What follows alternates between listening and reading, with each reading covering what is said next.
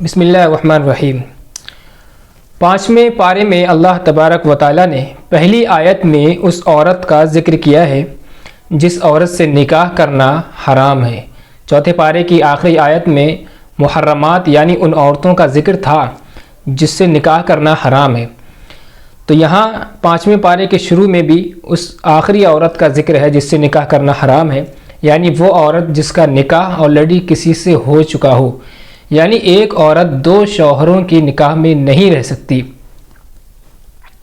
یعنی ایک عورت کے 2 شوہر نہیں ہو سکتے۔ اسی کا ذکر ہے والمحصنات من النساء، یعنی وہ عورتیں حرام ہیں جو شوہر والی ہوں۔ پھر آگے اللہ تبارک و تعالیٰ نے اگلے صفحے پر فرمایا ہے الرجال قوامون علی النساء، یعنی مرد جو ہیں عورتوں پر حاکم ہیں، نگراں ہیں۔ قوام کہتے ہیں اس شخص کو جو ذمہ داری کو سنبھالنے والا ہو اور پورا کنٹرول جس کے ہاتھ میں ہو۔ تو مرد جو ہوتے ہیں وہ گھر کی ذمہ داری کو زیادہ سنبھالنے والے ہوتے ہیں، اور مرد ہی خرچے وغیرہ کا بوجھ اٹھاتے ہیں، اور مرد ہی نان و نفقے کا بوجھ اپنے ذمے لیتے ہیں۔ بال بچوں کی جو خرچے کی ذمہ داری ہے وہ مرد پر ہوتی ہے۔ اسی لیے قرآن میں فرمایا گیا الرجال قوامون علی النساء بما فضل اللہ بعضهم علی بعض، اس لیے کہ مرد کو عورت پر فضیلت دی ہے، بما انفقوا، کیونکہ وہ اپنا مال خرچ کرتے ہیں۔ آگے اللہ تبارک و تعالیٰ نے نافرمان بیوی کو کیسے رکھنا چاہیے اور اس کے ساتھ کیا سلوک کرنا چاہیے اس کا ذکر فرمایا۔ اس کی 3 کیٹیگری ہیں، 3 چیزوں میں اس کو ڈیوائڈ کیا ہے۔ فَعِظُوهُنَّ، اگر بیوی نافرمان ہے تو سب سے پہلے اس کو نصیحت کرو، اس کو سمجھاؤ، اس کو سمجھانے سے اگر کام چلتا ہے تو ٹھیک ہے، اگر سمجھانے کے باوجود وہ نہیں مان رہی، وہ مسلسل اپنی مکاری پر ہے، تو وَاهْجُرُوهُنَّ، اس کے بستر کو الگ کر دو، یعنی اس کے بستر سے الگ ہو جاؤ، اس کو اپنے آپ سے دور کر دو۔ یہ دوسرا اسٹیپ ہے۔ تیسرے اسٹیپ میں آتا ہے وَاضْرِبُوهُنَّ، اگر وہ پھر بھی نہیں مانتی ہیں تو ان کو ہلکی پھلکی ماری جائے، ان کو تھوڑی سی سزا دی جائے، اتنی سزا نہیں دی جائے کہ اس کی چوٹ لگ جائے، ہاتھ پیر ٹوٹ جائے، اس کا سر پھوٹ جائے، جس سے جو ہے معاملہ عدالت میں چلا جائے۔ تھوڑا بہت سزا کے طور پر اسے مار سکتے ہیں۔ اس کے بعد ایک لمبا پروسیس ہے جو آپ کے آگے آئے گا۔ یہاں اس آیت میں 3 چیزیں بیان کی گئی ہیں، اس کو سمجھایا جائے، سمجھانے کے باوجود اگر نہیں مانتی تو ان کو عورت کو بستر سے الگ کر دیا جائے، اگر وہ پھر بھی نہیں مانتی تو اس کو سزا تھوڑی بہت دی جائے۔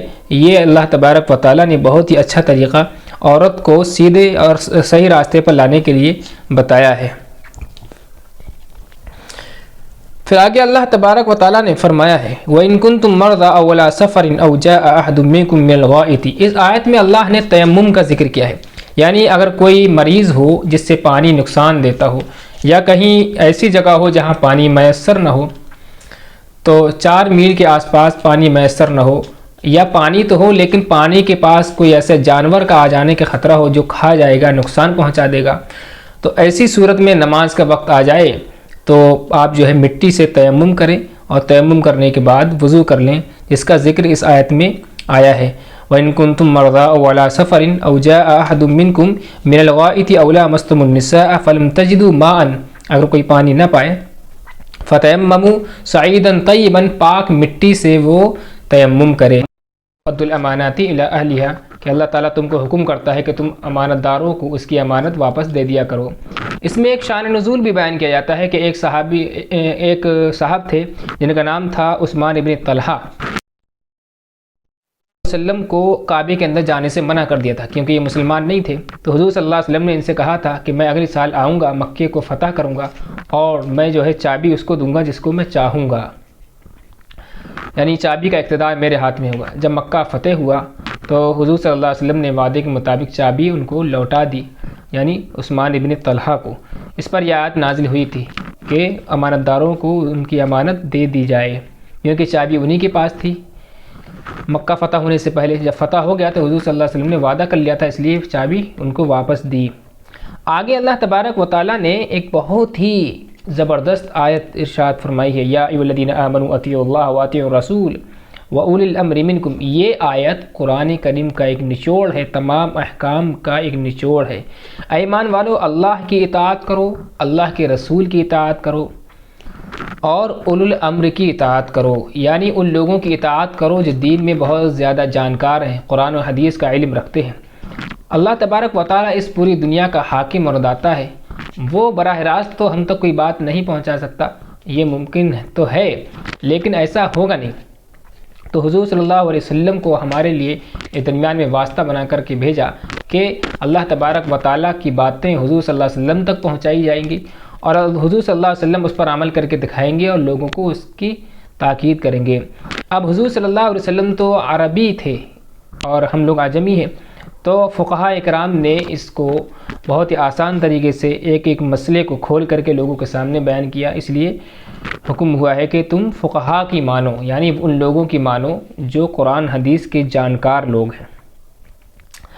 آگے اللہ تبارک و تعالیٰ نے ایک آیت ارشاد فرمائی، وَلَوْ أَنَّهُمْ إِذْ ظَلَمُوا أَنفُسَهُمْ جَاءُوكَ فَاسْتَغْفَرُوا اللَّهَ وَاسْتَغْفَرَ لَهُمُ الرَّسُولُ۔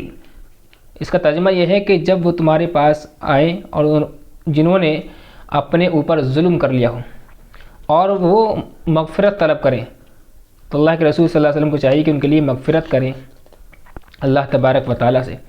اس میں ایک واقعہ بیان کیا جاتا ہے کہ دو شخص تھے، ایک منافق تھا یعنی مسلمان ظاہر کرتا تھا لیکن مسلمان تھا نہیں، ایک یہودی تھا، ان کا کچھ آپس کا مسئلہ تھا، وہ فیصلہ کرانے کے لیے حضور صلی اللہ علیہ وسلم کے پاس آئے۔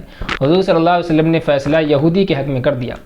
اب وہ منافق تھا، اسے سکون اور چین نہیں آیا، وہ کہنے لگا کہ معاملے کو جو ہے حضرت عمر کے پاس لے جایا جائے۔ عمر رضی اللہ ان کے پاس لے جایا گیا تو حضرت عمر کو یہ بتا دیا کہ ہم فیصلہ پہلے جو ہے حضور صلی اللہ علیہ وسلم سے کرا چکے ہیں، لیکن اس نے یہ مانا نہیں تھا، اتنا سننا تھا کہ حضرت عمر رضی اللہ عنہ گھر گئے اور تلوار لائے اور اس منافق کی گردن مار دی اور کہا کہ جو میرے حضور کا فیصلہ نہ مانے اس کا فیصلہ میری تلوار کرے گی۔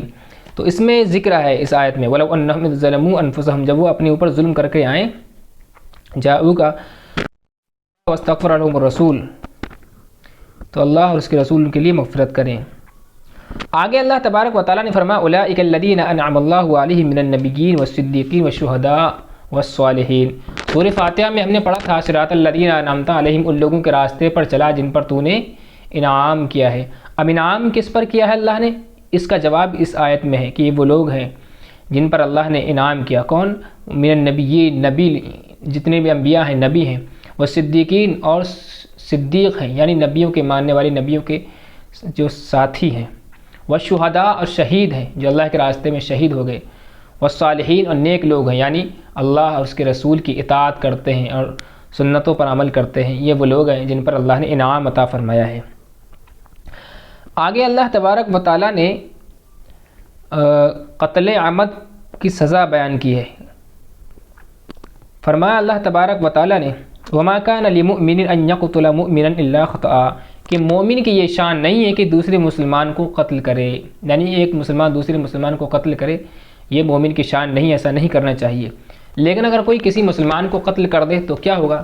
تو اسلامی حکومت اگر وہاں ہوگی تو بدلے میں اس سے قصاص لیا جائے گا۔ اگر اس نے جان بوجھ کر قتل کیا ہے کسی کو تو بدلے میں وہ قتل کیا جائے گا، اگر جان بوجھ کر قتل نہیں کیا ہے، دھوکے سے قتل ہو گیا ہے، تو ایسی صورت میں دیت واجب ہوگی۔ دیت جو ہے حدیث پاک میں بیان کی گئی ہے وہ یہ ہے کہ 100 اونٹ دے گا یا 10,000 دینار دے گا، اور ساتھ ہی ساتھ کفارہ بھی عطا کرے گا۔ اس کفارہ کیا ہے؟ کفارہ یہ ہے کہ غلام آزاد کرے گا، غلام آزاد نہ کر سکتا ہو تو 2 مہینے کے مسلسل روزے رکھے گا۔ تو دیت اور کفارہ دونوں لازم ہوگی اگر کسی نے کسی مسلمان کو غلطی سے قتل کر دیا ہو اور اسلامی حکومت ہو تب، لیکن اسلامی حکومت نہیں ہے، دارالحرب ہے، اور ایسی صورت میں وہ قتل کر دے تو اس کی سزا اللہ تبارک و تعالیٰ اپنے یہاں دے گا۔ اس کے بعد اللہ تبارک و تعالیٰ نے فرمایا ہے وَإِذَا ضَرَبْتُمْ فِي الْأَرْضِ فَلَيْسَ عَلَيْكُمْ جُنَاحٌ أَن تَقْصُرُوا مِنَ الصَّلَاةِ۔ اس آیت میں اللہ تبارک و تعالیٰ نے قصر نماز پڑھنے کی تاکید کی ہے کہ جب تم سفر میں ہو اور تمہیں کوئی حرج ہو تو ایسی صورت میں جو ہے نماز قصر کر لیا کرو، یعنی 2 رکعت پڑھ لیا کرو اگر 4 رکعت والی ہو تو، باقی سنت وغیرہ آپ نہیں پڑھیں گے۔ تو قصر کرنے کا حکم ہے اور قصر اس آیت سے ثابت ہے۔ آگے اللہ تبارک و تعالیٰ نے فرمایا مذبذبین بین ذلک لا الہ الا ولا الہ الا۔ اس آیت میں اللہ تعالیٰ نے منافق کی جو ہے عادت بیان کی ہے۔ منافق جو ہوتا ہے ادھر ادھر ڈماڈول رہتا ہے، اس کی کوئی بات پتہ کی نہیں ہوتی ہے، وہ کبھی ادھر کی بات کرے گا کبھی ادھر کی بات کرے گا، یہ منافقت ہوتی ہے۔ پھر آخر میں اللہ تبارک و تعالیٰ نے اس 5ویں پارے کے فرمایا ہے ما یفعل اللہ بعذابکم ان شکرتم وآمنتم، اگر تم اللہ کے شکر گزار بن جاؤ گے، اللہ پر ایمان لے آؤ گے تو اللہ کو کیا پڑی ہے تمہیں عذاب دے، تمہیں سزا دے؟ وہ تمہیں سزا دینا نہیں چاہتا، وہ تو تمہیں تابعدار بنانا چاہتا ہے۔ تو اللہ تبارک و تعالیٰ نے یہ فرمایا ہے کہ اللہ کو کیا ہے کہ اللہ تعالیٰ تمہیں سزا دے اگر تم ایمان والے بن جاؤ اور تم شکر گزار بن جاؤ۔ یہ 5ویں پارے کا خلاصہ تھا۔ اللہ تعالیٰ ہم سب کو صحیح سمجھ عطا فرمائے۔ اب آپ کے سامنے کل 6 پارے کا خلاصہ انشاءاللہ بیان کیا جائے گا۔